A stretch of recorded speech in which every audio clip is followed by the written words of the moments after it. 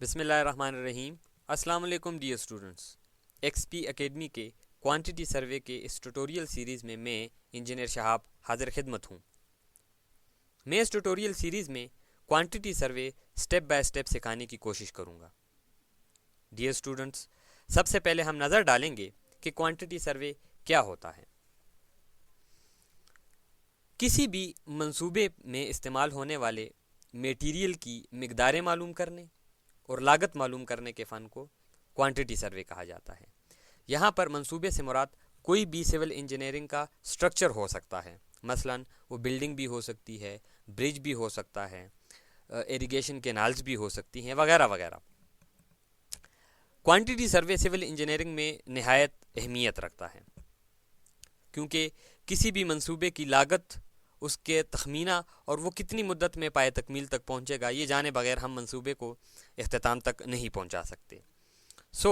किसी भी मंसूबे का तखमीना लगाने से इस मंसूबे की तामीर शुरू होने से पहले इस पर आने वाली लागत का अंदाज़ा हो जाता है। इसके बाद इसके लिए मुख्तस करदा रकम के मुताबिक इस मंसूबे की तामीर शुरू कर दी जाती है। बिलफर्ज अगर हमारे पास इतने फ़ंड्स अवेलेबल ना हो तो हम मंसूबे में रद्द-व-बदल कर सकते हैं। हमारे पास इतना टाइम होता है कि हम रद्द-व-बदल कर लेते हैं और उसकी लागत को कम करके फिर मंसूबे की तामीर शुरू कर सकते हैं। बुनियादी तौर पर क्वांटिटी सर्वे दो किस्म का होता है। एक को रफ कास्ट एस्टीमेट कहा जाता है और दूसरे को डिटेल एस्टीमेट कहा जाता है। यहाँ पर मैं रफ कास्ट एस्टीमेट को डिस्कस नहीं करूँगा, डिटेल एस्टीमेट की तरफ हम जाएंगे। डिटेल एस्टीमेट फर्दर मज़ीद तीन उसकी टाइप्स हैं, तीन प्रोसीजर्स हैं डिटेल एस्टीमेट की। एक को long wall short wall method कहा जाता है, दूसरे को सेंटर लाइन मेथड कहा जाता है, जबकि तीसरे को क्रॉसिंग मेथड कहा जाता है।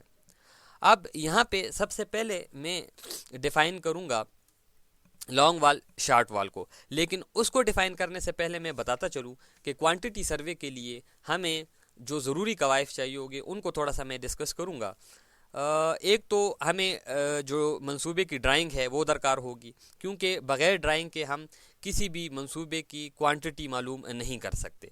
इसके अलावा उसकी स्पेसिफ़िकेशन से मुराद ये होता है कि किसी भी मंसूबे में इस्तेमाल होने वाली मटेरियल की क्या खसूसियात हैं और वो किस कंपनी की होंगी, कहाँ से लाई जाएंगी। मिसाल के तौर पर अगर हम एक बिल्डिंग बना रहे हैं और उसमें ईंटें इस्तेमाल कर रहे हैं तो ईंटों की कौन सी टाइप इस्तेमाल हो रही है, फर्स्ट क्लास ब्रिक है, सेकंड क्लास ब्रिक है या थर्ड क्लास ब्रिक है। इसी तरह हम जो सेंड इस्तेमाल करेंगे वो किस मकाम से लाई जाएगी और वो किस किस्म की होगी, पिट सेंड होगी या उसकी दीगर जो इकसाम हैं, दरियाई रेत जिसको हम कहते हैं, रिवर सेंड होगी, वगैरह वगैरह।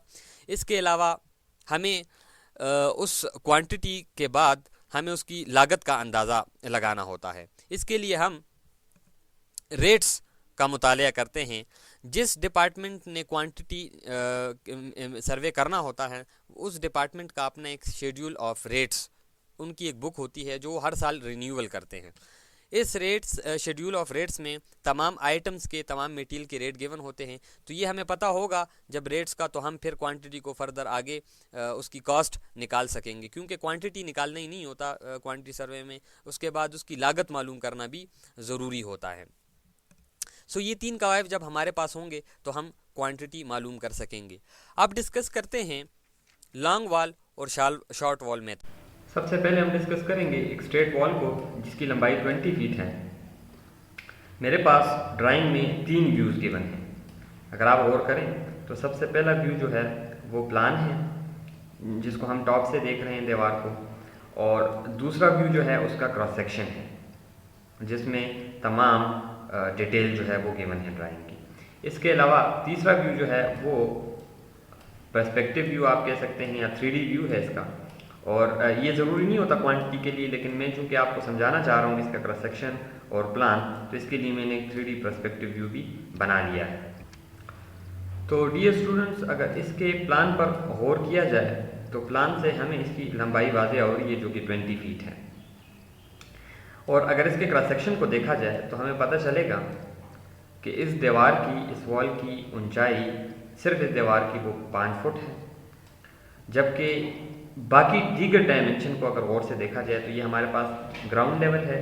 ग्राउंड लेवल से नीचे ये एक्सकवेशन की गई है और एक्सकवेशन में हमने स्टेप बनाए हैं। जो बुनियाद की किस्म का इंतखाब किया है वो है स्प्रेड फाउंडेशन। अब स्प्रेड फाउंडेशन के अगर हिस्सों को देखा जाए तो खुदाई के बाद हमने सबसे पहला एक स्टेप दिया है जो कि लीन कंक्रीट का है, पीसीसी, जिसको हम पीसीसी कहते हैं, प्लेन सीमेंट कंक्रीट। इसकी थिकनेस 9 इंच है जबकि विड्थ 2 फीट 6 इंचेस है और यही 2 फीट 6 इंच बुनियाद की ब्रेड्थ भी है या उसकी चौड़ाई है। इसके बाद इसके ऊपर ब्रिक वर्क किया गया है। ये ब्रिक वर्क स्टेप वाइज किया गया है। स्प्रेड फाउंडेशन में स्टेप बनते हैं। पहला जो स्टेप है वो है 1 फीट 6 इंचेस इसकी ब्रेड्थ है और इसकी हाइट जो है वो 6 इंचेस है। इसके अलावा दूसरा जो इसके ऊपर स्टेप बनाया गया है वो 1 फीट 1.5 इंचेस है जबकि इसकी जो हाइट है वो या थिकनेस जो है वो 6 इंचेस है। इसके बाद तीसरा जो स्टेप बनाया गया है अप टू डीपीसी या अप टू प्लेंथ लेवल, ये तीसरा स्टेप 9 इंच है। अगर देखा जाए 6 इंच ग्राउंड लेवल से ऊपर है और 3 इंच ग्राउंड लेवल से नीचे। ये जो 6 इंच है ये अप टू प्लेंथ लेवल तक है, यानी डीपीसी तक है और इसके ऊपर बाकी दीवार चुनाई की गई है। ये जो डीपीसी बनाई गई है इसकी थिकनेस जो है वो 2 इंच है और ये दीवार के मुकम्मल लंबाई के ऊपर डाली गई है। ये जो ग्राउंड लेवल और प्लेंथ लेवल के दरमियान हिस्सा होता है इसको बेसिकली प्लेंथ कहा जाता है। ये इसका बुनियादी मकसद ये होता है कि बारिश का पड़ने वाला पानी ज़मीन पर ये डायरेक्ट जो है वो कमरों के अंदर ना जाए या उसको इफ़ेक्ट ना करे दीगर कमरों को, तो इसलिए थोड़ी सी ऊंचाई पर हमारा जो है वो फ्लोर लेवल होता है। तो इसको हम तकरीबन 6 इंच से लेकर अप टू 3 फीट तक जो है वो देते हैं। ये डिपेंड करता है इलाके की सूरत हाल पर। इसके अलावा डीपीसी जो मैंने यहाँ पे मेंशन की है ये डीपीसी बेसिकली कंक्रीट की डाली गई है। इसके अलावा दीगर मटेरियल की डीपीसी भी डाली जा सकती है और कंक्रीट के साथ इसके ऊपर बिटुमिनियस की एक पेंट भी किया जा सकता है, एक लेयर बिटुमिनियस की भी बिटुमिन की भी डाली जा सकती है। इसके अलावा जो दीवार है उसकी थिकनेस है 9 इंच। अब अगर गौर किया जाए इसकी 3D या पर्सपेक्टिव व्यू के ऊपर तो हमें पता चलेगा कि जो स्टेप मैंने बनाए हैं उनकी तफसील कुछ यूँ होगी। जो पीसीसी डाली जाएगी वो उसकी लेंथ सबसे ज़्यादा होगी। इसके बाद ब्रिक वर्क का फर्स्ट स्टेप है, इसकी लेंथ उससे कम होगी। फिर जैसे ही ऊपर जाते जाएंगे स्टेप्स की लंबाइयाँ कम होती जाएंगी। अब ये किस हिसाब से कम होती है इसके लिए हम फार्मूला अप्लाई करते हैं जो कि मैं यहाँ पे आपको बताऊँगा। सो ये हमारे पास ड्राइंग है। जैसा कि मैंने लेक्चर के शुरू में जिक्र किया था कि हमारे पास चंद कवायद का होना ज़रूरी है जिसमें से एक ड्राइंग भी है और ड्राइंग में फिर एक प्लान और दूसरा क्रॉस सेक्शन, ये बड़ी ज़रूरी चीज़ें हैं। पर्सपेक्टिव व्यू की ज़रूरत नहीं होती लेकिन इससे हमें चूँकि हम देखते हैं तो इससे मज़ीद तफसील वाज़ेह हो जाती है, लिहाजा एज़ पर रिक्वायरमेंट हम इसके पर्सपेक्टिव व्यू को या 3D ड्राइंग को भी यूज़ कर सकते हैं। डियर स्टूडेंट्स, आपको देख रहे होंगे कि मेरे पास जो दूसरा मैंने टैब खोला है ये बेसिकली माइक्रोसॉफ्ट एक्सेल का ये टैब है, ये एक विंडो है और इसमें हम जो है अपनी क्वांटिटीज़ निकालेंगे। सो डियर स्टूडेंट्स, इसमें ज़रूरी है कि आपको माइक्रोसॉफ्ट एक्सेल के ऊपर भी उबूर हासिल हो और इसके फार्मूलाज का पता हो ताकि आप आसानी के साथ अपने वर्क को कंप्लीट कर सकें। अब हम स्टार्ट करेंगे बाकायदा तौर पर अपनी क्वांटिटीज़। बुनियादी तौर पर क्वांटिटीज़ निकालने के लिए हम टेबल्स बनाते हैं। इन टेबल्स की कई इकसाम होती हैं, 2 या 3 फर्दर, लेकिन हम जो यहाँ पे टेबल का इंतखाब करेंगे उसकी तफसील कुछ यूँ होगी जो मैं अभी आपके सामने लिखूँगा।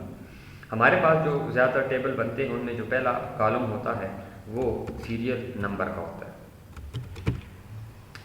इसके बाद जो दूसरा टेबल होता है वो जो दूसरा कॉलम होता है वो डिस्क्रिप्शन का, डिस्क्रिप्शन भी लिख सकते हैं या फिर आइटम्स या फिर इसके अलावा इसका पर्टिकुलर्स।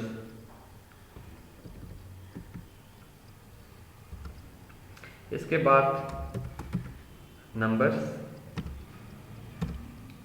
फिर लेंथ, इसके बाद इसकी विड्थ होती है या ब्रेड्थ होती है, फिर हाइट होती है या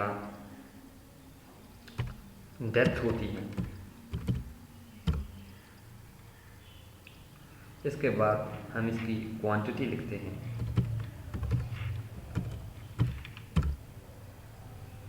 इससे अगला जो खाना होता है वो या कॉलम होता है वो इसके यूनिट का होता है।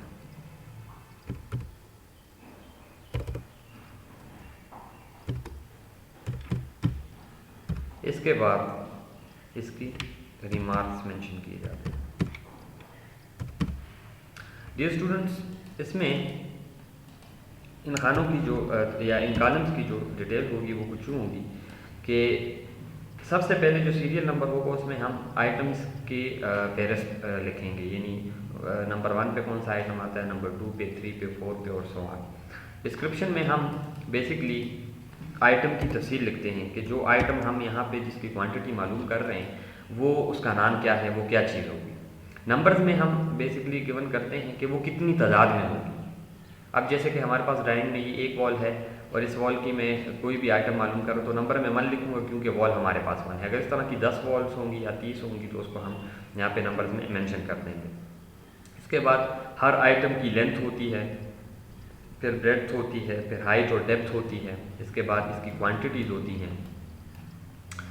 क्वांटिटी के बाद जो क्वांटिटी हम मालूम कर रहे हैं उसके रिमार्क्स मेंशन किए जाते हैं और उसके यूनिट्स मेंशन किए जाते हैं और फिर उसके बाद उसके रिमार्क्स होते हैं। रिमार्क्स में हम बेसिकली लिखते हैं कि हमने किस प्रोसीजर को फॉलो करके हमने जो है वो लेंथ मालूम की है या ब्रेड्थ मालूम की या क्वांटिटी मालूम की है, उसका बेसिकली प्रोसीजर लिखा जाता है। सो लेट्स स्टार्ट कि हम कैसे इसकी क्वांटिटीज इस वॉल की फाइंड करेंगे। सबसे पहले अगर हम गौर करें तो जब भी कोई बिल्डिंग बनती है या कोई स्ट्रक्चर बनता है, अमूमन तौर पर सिविल इंजीनियरिंग के स्ट्रक्चर जब बनते हैं तो उनके लिए फाउंडेशन बनाई जाती है। अब फाउंडेशन के लिए हमें लाजमी खुदाई करनी पड़ती है। सो हमारा जो पहला स्टेप होता है ऑन द ग्राउंड वो एक्सकवेशन होता है, यानी हम खुदाई करते हैं। सो पहला जो हमारा यहाँ पे आइटम होगा वो खुदाई का होगा। यहाँ पे हम लिखेंगे एक्सकवेशन। नंबर्स में हम मेंशन करेंगे 1 चूँकि वॉल 1 है। लेंथ इसकी हम यहाँ पे क्या मेंशन करेंगे, तो मैं अर्ज़ कर चुका हूँ कि अगर दीवार की लंबाई 20 फुट है तो इसकी जो बुनियाद की लंबाई होगी वो 20 फुट नहीं होगी, वो इससे ज़्यादा होगी। अब ये कितनी ज़्यादा होगी इसके लिए हम रिमार्क्स में अपना फार्मूला अप्लाई करेंगे। फार्मूला कुछ यूँ है कि total length of wall which is 20 feet, sign mention करने की ज़रूरत नहीं है, यहाँ पे अंडरस्टूड है कि तमाम जो हमारे पास लेंस होंगी वो फीट में होंगी। हम basically British engineering system use कर रहे हैं या इंग्लिश सिस्टम यूज़ कर रहे हैं या FPS सिस्टम यूज़ कर रहे हैं। FPS सिस्टम में लेंथ के लिए जो इकाई होती है वो फुट होती है, जबकि वज़न के लिए जो इकाई हम यूज़ करते हैं वेट के लिए वो LBS या पाउंड्स होती है और टाइम के लिए second. So basically FPS system इसको डिनोट करता है। सो यहाँ पे तमाम हमारी जो इकाइयाँ होंगी वो फुट में होंगी और जहाँ पे भी इंच आएंगे उनको हम कन्वर्ट कर देंगे फीट में। सो प्लस करेंगे, इसके बाद हम ब्रैकेट डालेंगे और हम यहाँ पे क्रॉस सेक्शन को थोड़ा सा देखेंगे। यहाँ पे जो क्रॉस सेक्शन है हमारा उसमें बुनियाद की जो विड्थ है या ब्रेड्थ है वो 2 फीट 6 इंचेस है। तो फार्मूले के तहत हम बुनियाद की जो विड्थ होगी उसमें से दीवार की विड्थ को माइनस करेंगे और जमा कर देंगे दीवार की लंबाई के साथ। कुछ इस तरह से 2 फीट 6 इंचेस को मैं फिट में कन्वर्ट करके 2.5 फीट लिख दूंगा। इसमें से मैं माइनस करूंगा दीवार की विड्थ विच इज़ 9 इंचेस यहाँ पे मेंशन है। सो 9 इंच अगर फुट में कन्वर्ट कर दिया जाए 12 पे डिवाइड करेंगे तो हमारे पास आएगा 0.75 फीट और ब्रैकेट क्लोज कर देंगे। अब इसका जो हमारे पास आंसर आता है वो है 21.75 फीट। सो यहाँ पे लेंथ हमारे पास आएगी 21.75 फीट। विड्थ ऑफ फाउंडेशन आप देख रहे होंगे कि यहाँ पे मैं अर्ज कर चुका हूँ कि width of foundation 2 feet 6 inches है। सो इसको हम लिख देंगे 2.5 फीट। देन इसकी हाइट और डेप्थ है, तो हाइट और डेप्थ अगर देखा जाए तो ये ग्राउंड लेवल से नीचे जितनी हमने डेप्थ में खुदाई की होती है। सो अगर स्टेप बाय स्टेप देखें तो first step which is 3 inches यहाँ पे मेंशन है, सेकंड 6 इंचेस, फिर 6 और फिर 9। अगर इसको प्लस कर दिया जाए, टोटल कर दिया जाए तो 9 और 6 हमारे 15 होते हैं, 15 + 6 21 एंड 21 + 3 इक्वल टू 24 इंचेस। और 24 इंचेस को जब हम 12 पे डिवाइड करके फीट में कन्वर्ट करते हैं तो हमारे पास 2 फीट आता है। तो यहाँ पे हम 2 फीट मेंशन कर देंगे। अब क्वांटिटी बेसिकली इन तमाम का हासिल ज़रब होता है, लेंथ, ब्रेड्थ, हाइट, और इसके साथ नंबर्स मल्टीप्लाई कर दिए जाते हैं। अब लेंथ का यूनिट भी फीट है, ब्रेथ का यूनिट भी फीट है और हाइट का यूनिट भी फीट है। सो ये बेसिकली हमारे पास फार्मूला बनता है वॉल्यूम का। सो इसका मतलब ये हुआ कि जब भी हम बुनियाद की मिकदार मालूम करेंगे या उसकी जो मिट्टी की एक्सकवेशन होगी वो मालूम करेंगे, वो हमारे पास उसका वॉल्यूम आएगा और यही वॉल्यूम उसकी क्वांटिटी होगी। सो एज पर फार्मूला मैं यहाँ पे फार्मूला अप्लाई करूँगा, equal to first multiply by second multiply by third multiply by fourth, और इसको मैं कर दूंगा इक्वल। तो ये 108.75 CF इसका यूनिट होगा क्यूबिक फुट। क्यूब डिनोट करेगा 3 को, बेसिकली 3 चूँकि ये हमारे पास डायमेंशन है लेंथ ब्रेथ और हाइट, सो इसका मतलब क्यूब है, और फुट इस तमाम की इकाई है, सो हम यहाँ पे फुट क्यूबिक फुट, इसका मतलब है कि इसका हमने वॉल्यूम मालूम किया, वॉल्यूम या हुजम। सो ये हमारे पास टोटल क्वांटिटी ऑफ अर्थवर्क आ जाएगी। इसके बाद हम अपने नेक्स्ट आइटम की तरफ जाएंगे। हमारा जो नेक्स्ट आइटम आप यहाँ पे देख रहे होंगे एक्सकवेशन के बाद जब हम खुदाई कर लेते हैं तो उसके बाद यहाँ पर ब्रिक वर्क जो है वो किया जाता है, सॉरी PCC डाली जाती है। फाउंडेशन जब भी इसके लिए एक्सकवेट की जाती है तो इसके बाद तमाम फाउंडेशन में जितनी बुनियाद होती है उसकी लंबाई के मुताबिक हम इसमें इसको कंक्रीट से भरते हैं, और इस कंक्रीट की जो थिकनेस हम रखेंगे एज़ पर ड्राइंग वो है 9 इंचेस।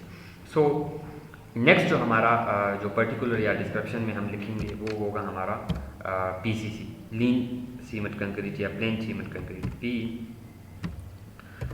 PCC। और ये PCC एक ख़ास रेशो के साथ डाली जाती है, मे बी इट इज़ 1:3:6 और 1:4:8। हम यहाँ पे मेंशन कर लेते हैं 1:3:6 ब्रैकेट क्लोज।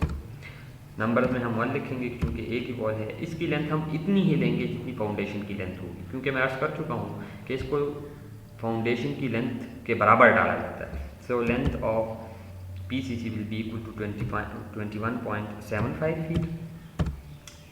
ब्रेथ भी उतनी होगी जितनी फाउंडेशन की लेंगे। आप देख रहे होंगे कि PCC की ब्रेथ फाउंडेशन की ब्रेथ के बराबर है, is 2 feet 6 inches, so 2.5 feet. And then अगर हम इसके हाइट और डेप्थ को देखें तो वो हमारे पास है 9 inches. So 9 inches equal to 0.75 feet, 0.75 feet.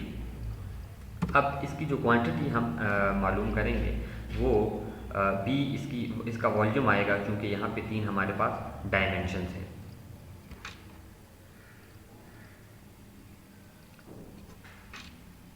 Microsoft Excel हमें ये आसानी मुहैया करता है कि हम अपनी कैलकुलेशन बड़े आसान तरीके से कर सकें। बार बार फार्मूला लगाने की ज़रूरत नहीं है। मैं सिंपल स्टेप को ड्रैग करूँगा डाउनवर्ड और हमारे पास नेक्स्ट जो रो होगी उसकी भी हमारे पास क्वांटिटी आ जाएगी। ये है जी 40.71 सॉरी 40.7812 क्यूबिक फुट, इसका भी यूनिट हम क्यूबिक फुट मेंशन करेंगे। सो ये तो इसका एक तरीका है PCC मालूम करने का। इसके अलावा PCC मालूम करने का एक दूसरा तरीका भी है जो इससे आसान है, इसको मैं रिमार्क्स में मेंशन करूँगा। वो तरीका बेसिकली तमाम किस्म की फाउंडेशंस के लिए हम नहीं इस्तेमाल कर सकते। वो उस सूरत में इस्तेमाल होगा जब तमाम फुटिंग या तमाम दीवारों की जो फाउंडेशन का क्रॉस सेक्शन होगा वो सेम होगा, तो फार्मूला हम वो अप्लाई करेंगे, यानी उसके ऊपर एक कंडीशन अप्लाई होती है। लेकिन अगर हमारे फुटिंग मुख्तलिफ आ जाएगी तो ये फार्मूला हम यूज़ नहीं कर सकेंगे। इस फार्मूले की रूह से अगर हम देखें तो हमारे पास total depth of excavation, total quantity of excavation which is 108.75 cubic foot divided by total depth of excavation which is equal to, आपको मैं पहले अर्ज कर चुका हूँ, ये इक्वल है 2 फीट के। So 2 feet and multiply by thickness of PCC which is 0.75 feet. So अगर इसको कैलकुलेट कर लिया जाए तो इसका जवाब भी उतना ही आता है जितना हमारे पास फर्स्ट मेथड से आया, which is equal to 40.78 CFT। तो ये हमारे पास इसकी टोटल क्वांटिटी आ जाएगी। तो ये दोनों फार्मूले हम यूज़ कर सकते हैं, लेकिन फर्स्ट फार्मूला जो है वो थोड़ा सा लेंथी होता है, उसमें हमारे पास अगर दीवारों की लंबाइयाँ मुख्तलिफ हों और 10-15 दीवारें आ जाएँ long wall short wall method में, तो एक वॉल नंबर 1 के लिए अलग क्वांटिटी, फिर वॉल नंबर 2 के लिए, फिर wall number 3 and so on, तो वो थोड़ा सा लंबा प्रोसीजर है। अगर हम अपने प्रोसीजर को शार्ट करना चाहते हैं, हमारे पास तमाम क्रॉस सेक्शन सेम हैं, तमाम दीवारों की क्रॉस सेक्शन एक ही है, तो फिर हम ये शॉर्ट फार्मूला यूज़ करेंगे जिससे हमारा अच्छा खासा वक्त बचेगा। जो हमारा थर्ड आइटम है वो है ब्रेक वर्क। हमने पीसीसी डालने के बाद जब ये खुश्क हो जाएगी, ये मजबूती इसमें स्ट्रेंथ आना शुरू हो जाएगी, तो उसके ऊपर हम दीवारों की चुनाइयाँ शुरू कर देंगे, यानी ब्रेक वर्क शुरू कर देंगे। अब ये brick work basically step wise किया गया है, सो हम इसको मालूम भी स्टेप वाइज करेंगे। सो हमारा जो नेक्स्ट पर्टिकुलर होगा नंबर 3 पे, वो होगा brick work in foundation and plinth.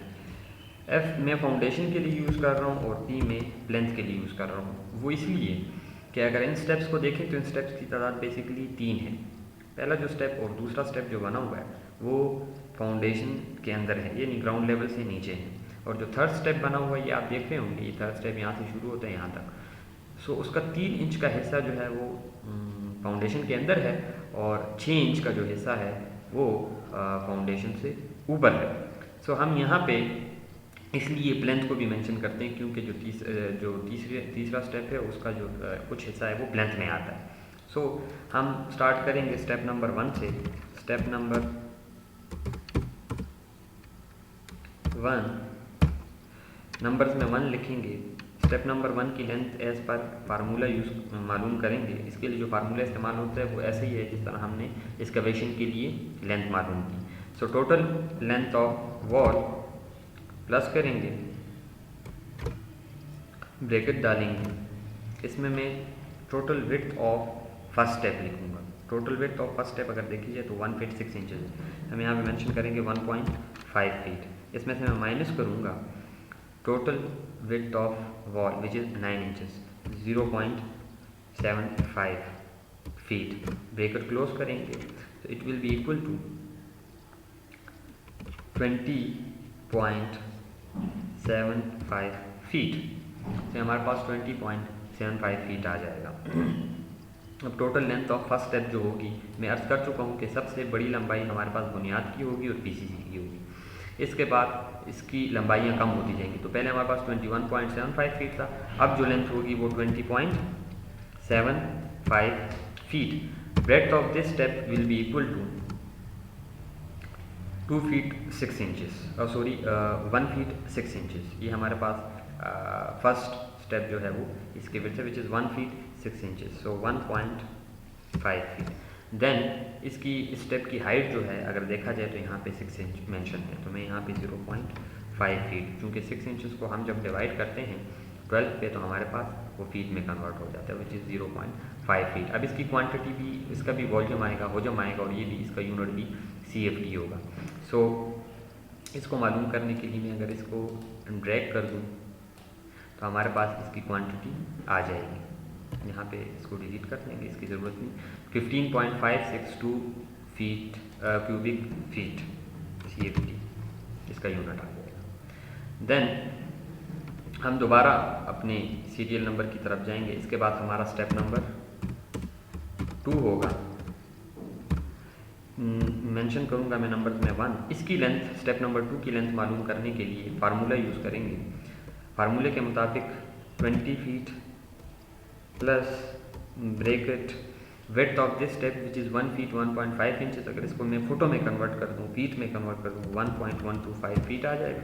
इसमें से माइनस करेंगे हम width of wall which is 9 inches, 0.75 feet, और मैं यहाँ पे ब्रैकेट क्लोज कर दूँगा। It will be equal to 20.375। अगर इसकी कैलकुलेशन कर ली जाए तो ये इतने फुट के बराबर आ जाएगा। तो हम यहाँ पे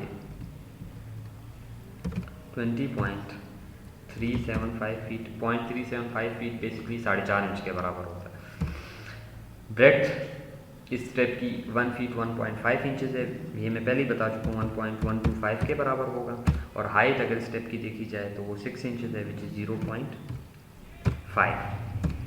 इसकी भी क्वांटिटी CFT में आएगी और इसको हम यहाँ से ड्रैग करेंगे तो हमारे पास इसकी क्वांटिटी आ जाएगी 11.460938 CFT। एक्यूरेसी के लिए इसके जो प्रिसिशंस हैं वो अप टू 3 और 4 डिजिट तक आप रख सकते हैं, लेकिन मैं ज़्यादातर जो है वो सजेस्ट करता हूँ up to 2 digits in feet system and up to 3 digits in metric system. So FPS system में अप टू 2 डिजिट्स तक जो है वो हमारे पास अच्छी खासी इसकी एक्यूरेसी होती है। लेकिन चूंकि मैं इसके फार्मूले यूज़ करूँ माइक्रोसॉफ्ट एक्सेल के, तो हमारे पास बड़ी एक्यूरेसी के साथ एक एक चीज़ आ रही है। सो आप इसमें ऐसे भी मालूम कर सकते हैं। देन इसका थर्ड स्टेप मालूम करेंगे, स्टेप नंबर 3।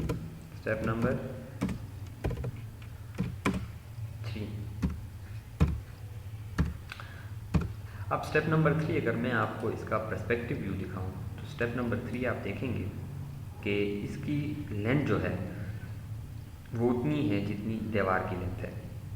अगर हम फार्मूला यूज़ करना चाहें तो फार्मूले से भी इसकी लेंथ मालूम कर सकते हैं। इसके फार्मूले के मुताबिक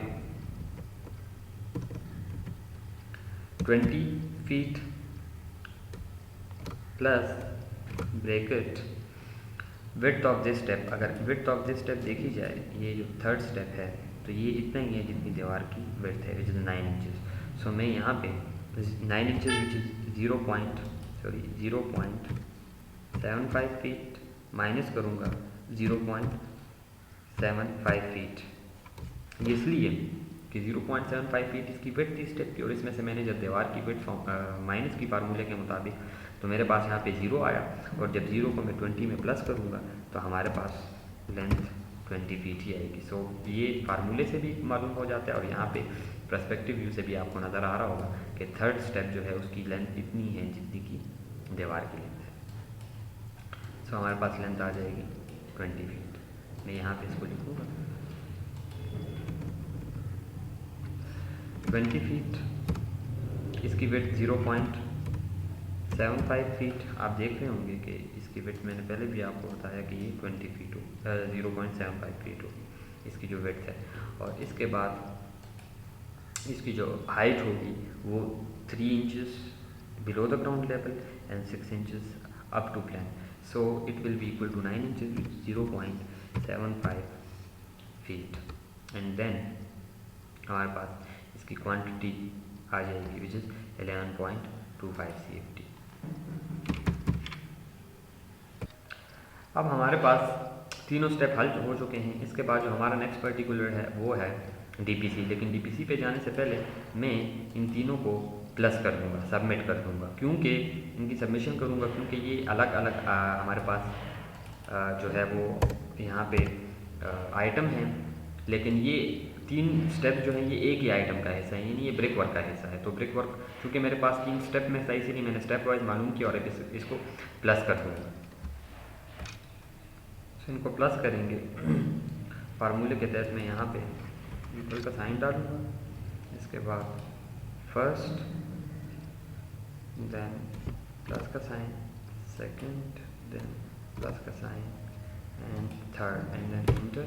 तो इसके हमारे पास टोटल क्वांटिटी आ जाएगी और इसका यूनिट भी CFT होगा। सो हमारा ब्रिक वर्क यहाँ पे कंप्लीट हो जाता है। इसके बाद हम फोर्थ नंबर पे हम मालूम करेंगे इसकी DPC। यहाँ पे मैं लिखूँगा DPC और ब्रैकेट डाल के DPC की थिकनेस लिखूँगा, thickness 2 inch thick, bracket close.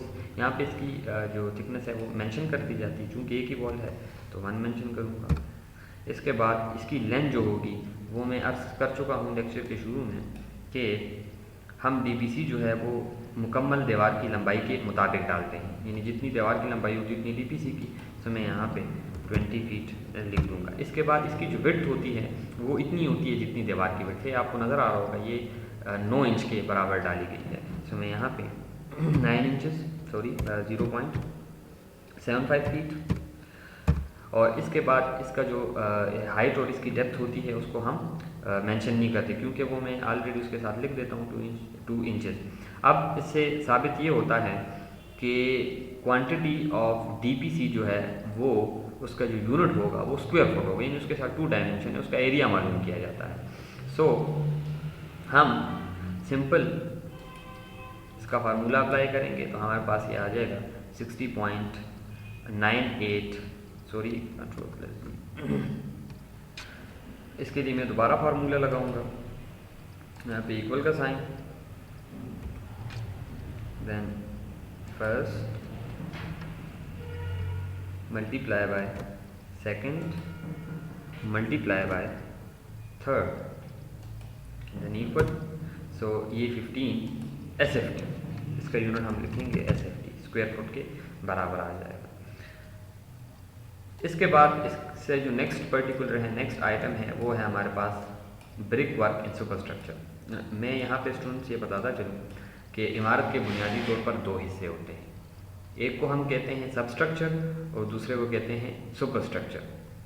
Substructure basically foundation पर मुश्तमिल होता है, जबकि ग्राउंड लेवल से ऊपर या प्लेंथ लेवल से ऊपर का जो हमारे पास स्ट्रक्चर होता है उसको हम सबस्ट्रक्चर कहते हैं। बेसिकली ये जो DPC और थर्ड स्टेप हमारा आता है ब्रिक वर्क का इन फाउंडेशन, ये भी फाउंडेशन का एक हिस्सा कंसिडर किया जाता है, लेकिन इसके ऊपर जो हमारा स्ट्रक्चर होता है, जैसे कि हमारे पास यहाँ पर 5 फीट की वॉल है, तो ये सब स्ट्रक्चर का हिस्सा होगा।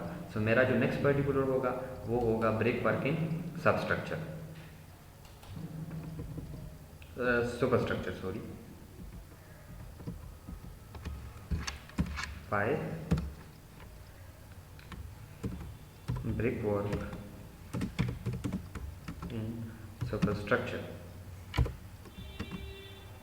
नंबर्स में 1 लिखूंगा, लेंथ इसकी मैं उतनी लूँगा जितनी वॉल की लेंथ है, विच इज़ 20 फीट, विड्थ उतनी लूँगा जितनी दीवार की विड्थ है, जबकि इसकी हाइट यहाँ पे मैं लूँगा 5 फीट।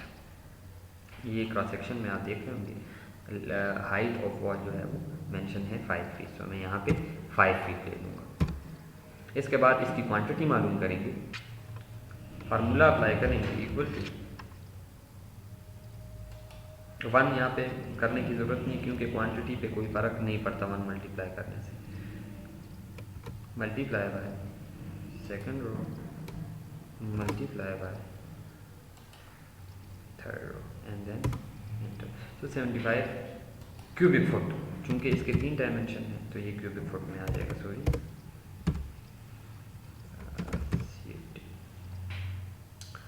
देन हमारा ये स्ट्रक्चर मुकम्मल हो जाता है। इसके बाद जब ये स्ट्रक्चर मुकम्मल हो जाएगा तो हम इसका प्लास्टर करेंगे, यानी जो हमारा नेक्स्ट पर्टिकुलर होगा इसका प्लास्टर होगा। सो नंबर 6 पे हम मेंशन करेंगे प्लास्टर।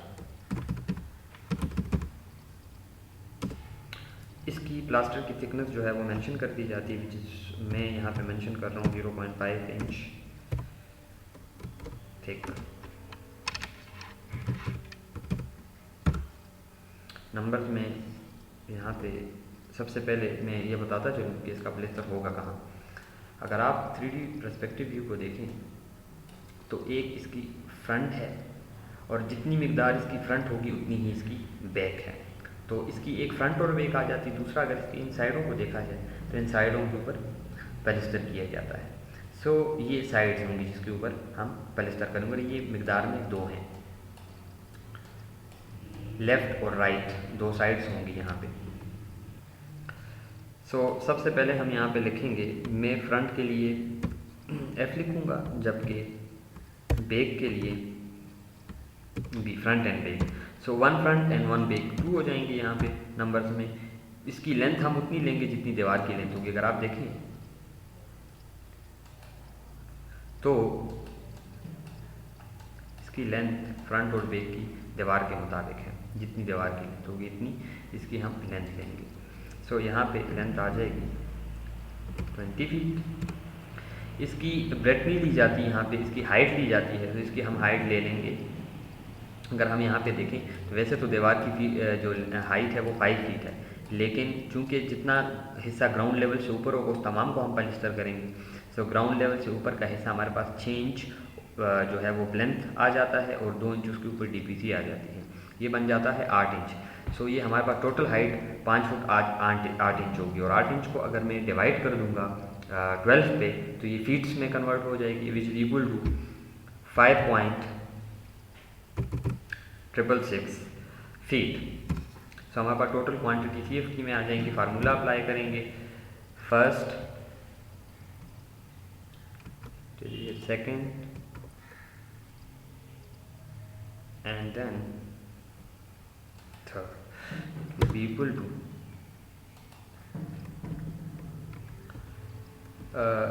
226.64। क्योंकि इसकी भी दो ही डायमेंशंस ली जाती हैं, तो इसके भी हमारे पास जो इसका यूनिट आएगा वो स्क्वायर फुट आएगा, क्योंकि पलस्तर का यूनिट स्क्वायर फुट होता है। इसके बाद इसकी साइड्स होंगी,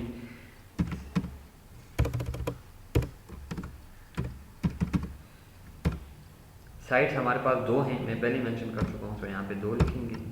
साइड्स की लेंथ नहीं ली जाती बल्कि इसकी विड्थ दी जाती है, विच इज 0.75 फीट।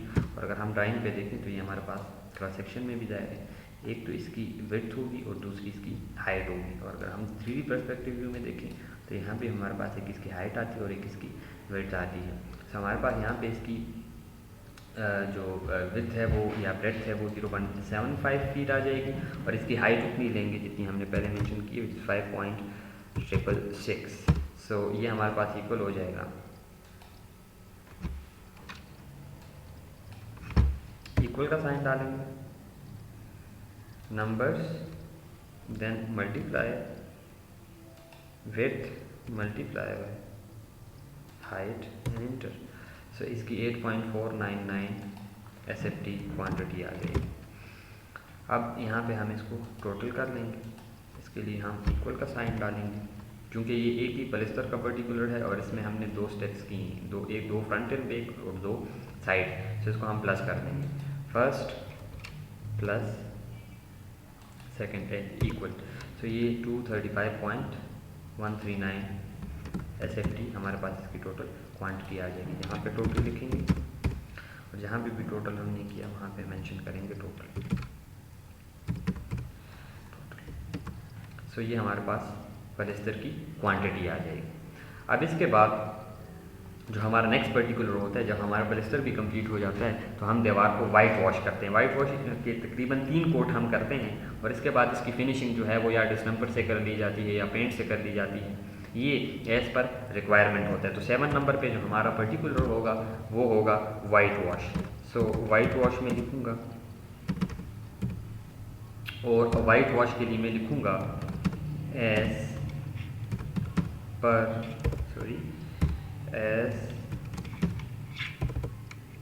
पर आइटम नंबर